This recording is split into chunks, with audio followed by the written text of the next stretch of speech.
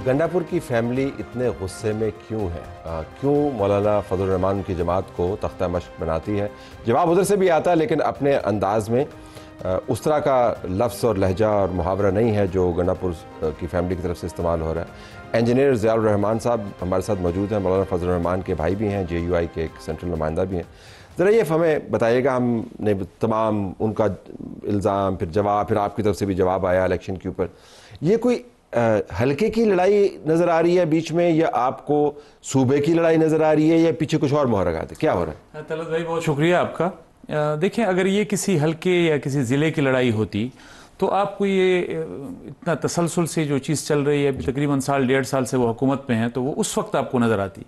देखें, आप मुझसे ज़्यादा बाखबर हैं, इस वक्त खैबर पख्तूनख्वा में जो सूरत हाल है, आए रोज़ जिस तरह धमाके हो रहे हैं, जिस तरह आप लॉ एंड ऑर्डर की सिचुएशन आप बाजवड़ से देख लें, आप वज़ीरिस्तान तक चले आए, आप डेरा इस्माइल खान उनका अपना ज़िला है और अस्करियत पसंदों के हाथों रोड पर निकलना लोगों का महाल हो चुका है।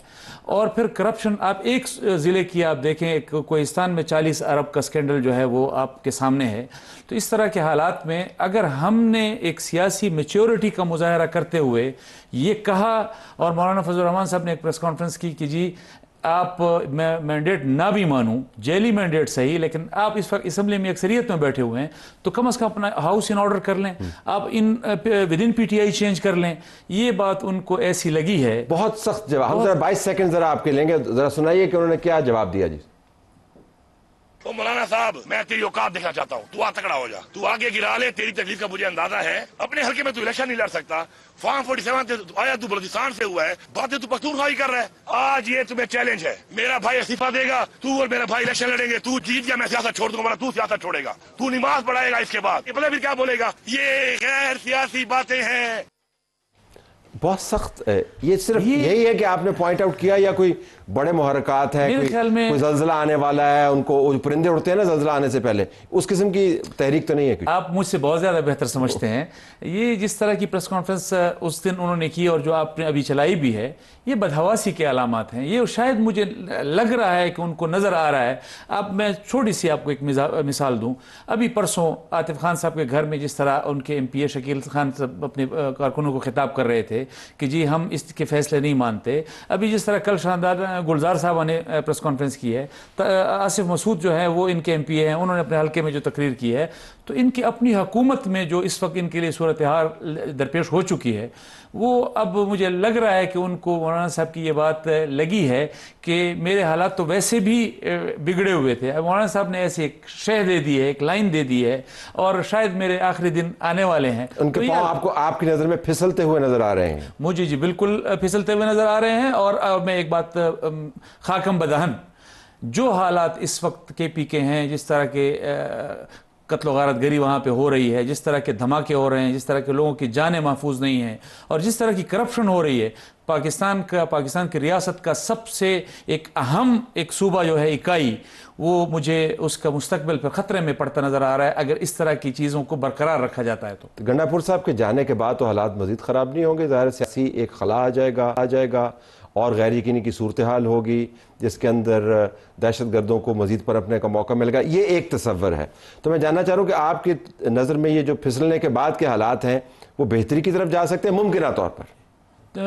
देखें तलत भाई, मैं एक सियासी कारकुन हूँ, और सियासी कारकुन कभी भी जमूत का शिकार नहीं होता। 1.5 साल हमने KP में अली अमीन गंडापुर को देखा, उनकी हुकूमत को देखा, और फिर हुकूमत के जवाल को देखा। हमने लॉ एंड ऑर्डर के हवाले से जवाल को देखा, हमने करप्शन की जो इंतहा है उसको देखा। तो अब ये हम एक सियासी कारकुन की हैसियत से PTI से तो मुतालबा कर सकते हैं कि आपको सूबा बर्बाद करने के लिए और कितना टाइम चाहिए। अगर आप अपना हाउस इन ऑर्डर नहीं करेंगे, ये तो सियासी कारकुन है, वो तो जामिद नहीं होता। अली अमीन ना सही, कोई उनका और कारकुन, उनका और MPA उनको लीड कर सकता है, वो करप्शन को एड्रेस कर सकता है, वो लॉ एंड ऑर्डर को एड्रेस कर सकता है। तो क्यों PTI ये समझे कि हमारे लिए सिर्फ यही अली अमीन है जो हमारे इसको लीड कर सकता है, असम्बली को लीड कर सकता है, कोई और नहीं कर सकता? चेहरा बदलने से क्या हकीकत बदल जाएगी? मेरा सवाल आपसे ही है। मेरे ख्याल में ये चेहरा नहीं होगा, ये सियासी अहलियत जो शायद इस सूरत हाल को तब्दील कर ले।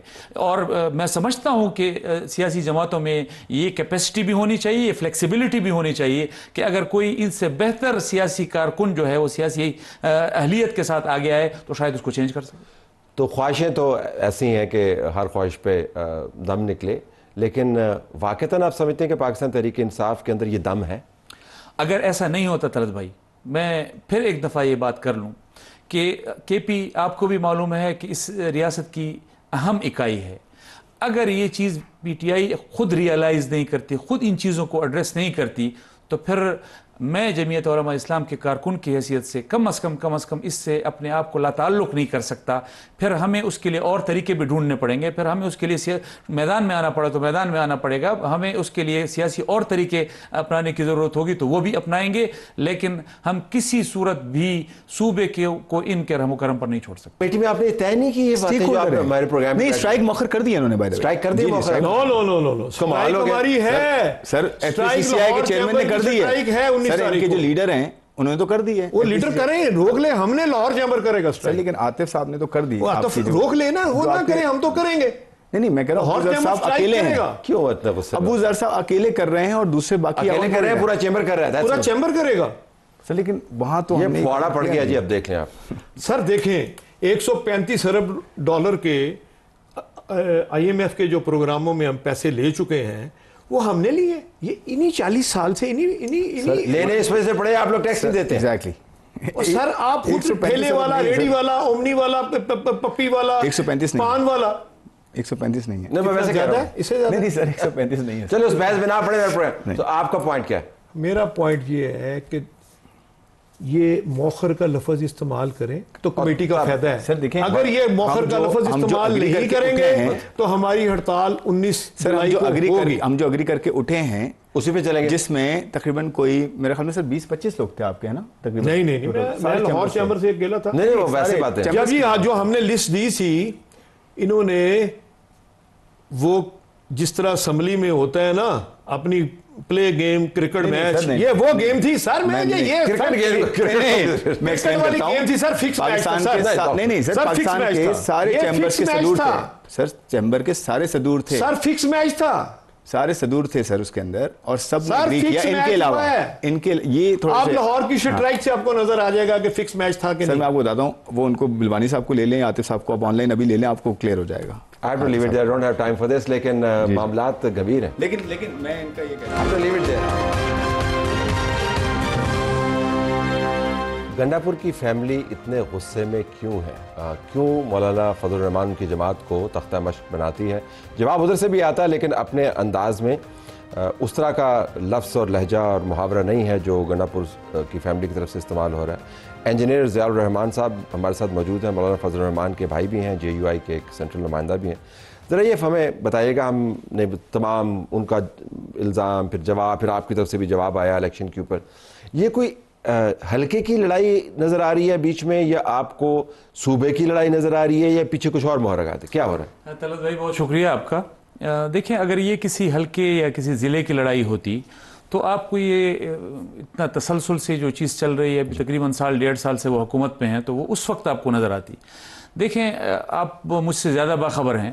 اس وقت خیبر پختونخوا میں جو صورتحال ہے، آئے روز جس طرح دھماکے ہو رہے ہیں، جس طرح آپ لا اینڈ آرڈر کی سچویشن آپ باجوڑ سے دیکھ لیں، آپ وزیرستان تک چلے آئے، آپ ڈیرہ اسماعیل خان ان کا اپنا ضلع ہے، اور عسکریت پسندوں کے ہاتھوں روڈ پر نکلنا لوگوں کا محال ہو چکا ہے. اور پھر کرپشن، آپ ایک